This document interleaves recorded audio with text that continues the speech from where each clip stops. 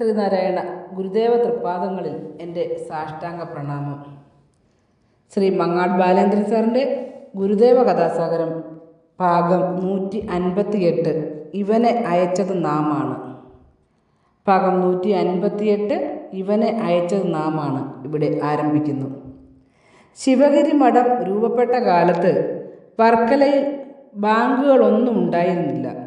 അതിനാൽ ശിവഗിരി മഠത്തിൻ്റെ പണം കൊല്ലത്തെ കൊയിലോൺ ബാങ്കിലായിരുന്നു നിക്ഷേപിച്ചിരുന്നത്.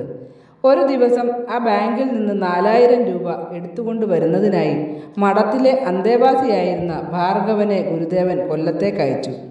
കൊല്ലത്തെത്തിയ ഭാർഗവൻ ബാങ്കിൽ നിന്ന് 4000 രൂപ എടുത്തു. അക്കാലത്ത് അതൊരു വലിയ തുകയായിരുന്നു. പണവുമായി ഭാർഗവൻ കൊല്ലം റെയിൽവേ സ്റ്റേഷനിലെത്തി. എന്നാൽ വർക്കലയിൽ ഇറങ്ങുന്നതിനുള്ള തീവണ്ടി അപ്പോഴേക്കും പോയിക്കഴിഞ്ഞിരുന്നു. സ്റ്റേഷനിൽ അന്വേഷിച്ചപ്പോൾ അടുത്ത തീവണ്ടി പിറ്റേന്ന് വെളുപ്പിനേ ഉള്ളൂ എന്നറിഞ്ഞു. 4 ചക്രമായിരുന്നു വർക്കലയിലേക്കുള്ള അന്നത്തെ വണ്ടിക്കൂലി. അതുകൊണ്ട് 4 ചക്രമെടുത്ത് ഉടുപ്പിൻ്റെ പോക്കറ്റിലിട്ടു. എന്നിട്ട് ബാങ്കിൽ നിന്നെടുത്ത 4000 രൂപ പൊതിയോടെ മടിയിൽ വെച്ച് കെട്ടി. സന്ധ്യയാകുന്നതുവരെ ഭാർഗവൻ കൊല്ലം കമ്പോളത്തിലൊക്കെ ചുറ്റിക്കറങ്ങി നടന്നു. രാത്രിയായപ്പോൾ റെയിൽവേ സ്റ്റേഷനിലെത്തി ഒരു ബെഞ്ചിൽ കിടന്നുറക്കമായി. കുറച്ചുനേരം കഴിഞ്ഞ് 2 പോലീസുകാർ വന്ന് പ്ലാറ്റ്ഫോമിൽ കിടന്നുറങ്ങിയവരെയൊക്കെ വിളിച്ചുണർത്തി പരിശോധിക്കുവാൻ തുടങ്ങി. അക്കൂട്ടത്തിൽ ഭാർഗവനെയും പരിശോധിച്ചു. ഭാർഗവൻ പണത്തിൻ്റെ കാര്യം മാത്രം പറയാതെ ബാക്കി വിവരങ്ങളൊക്കെ പറഞ്ഞു. അപ്പോൾ ഒരു പോലീസുകാരൻ ചോദിച്ചു, നിന്റെ കയ്യിൽ പണം എത്രയുണ്ട്? ആകെ 4 ചക്രമേ ഉള്ളൂ, അത് നാളത്തെ വണ്ടിക്കൂലിക്കുള്ളതാണ്, ഭാർഗവൻ പറഞ്ഞു. എന്നാൽ പോലീസുകാർക്ക് അത് വിശ്വാസമായില്ല. അവർ നടത്തിയ പരിശോധനയിൽ ഭാർഗവൻ്റെ മടിയിൽ കെട്ടിവെച്ചിരുന്ന 4000 രൂപയും കണ്ടെടുത്തു. നീ ഇത് എവിടെ നിന്ന് മോഷ്ടിച്ചതാണ്? ഒരു പോലീസുകാരൻ ചോദിച്ചു. അപ്പോൾ മറ്റൊരു പോലീസുകാരൻ ഭാർഗവനെ അടിക്കാൻ തുടങ്ങി. അത് കണ്ട് പേടിച്ചു വിറച്ച ഭാർഗവൻ പറഞ്ഞു, ഇത് ശിവഗിരിയിലെ പണമാണ് സ്വാമി. പക്ഷെ പോലീസുകാർക്ക് അതത്ര വിശ്വാസമായില്ല. അവർ ഭാർഗവനെ പോലീസ് സ്റ്റേഷനിലേക്ക് കൂട്ടിക്കൊണ്ടുപോയി.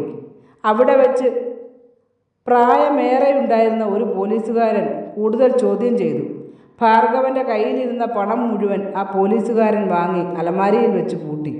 നാളെ ശിവഗിരിയിൽ അന്വേഷിച്ചിട്ട് മേൽ നടപടികൾ സ്വീകരിച്ചാൽ മതിയെന്ന് അവർ തീരുമാനിച്ചു. ഭാർഗവൻ അവിടെ ഇരുന്ന് നെഞ്ചുപൊട്ടിക്കരഞ്ഞു. ഗുരുദേവ, ഞാനൊരു തെറ്റും ചെയ്തില്ലല്ലോ.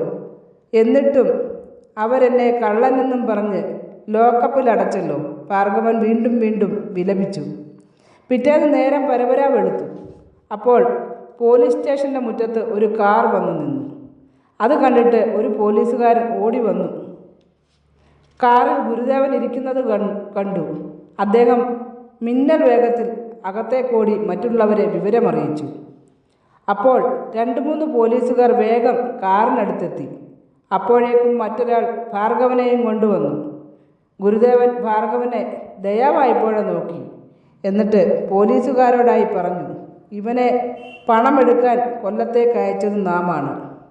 ഭാർഗവനെ ലോക്കപ്പിലിട്ടത് വർക്കലയിലിരുന്ന ഗുരുദേവൻ എങ്ങനെ അറിഞ്ഞു എന്ന് ചിന്തിച്ച് അത്ഭുതപ്പെട്ടുകൊണ്ട് ആ പോലീസുകാർ ഗുരുദേവനെ വണങ്ങി നിന്നു. നമിച്ചിടുന്നേൻ ശ്രീ ഗുരുദേവ തവ തിരുപാദങ്ങൾ, സ്തുതിച്ചിടുന്നേൻ ഞങ്ങൾ നിത്യം നാരായണമൂർത്തേ.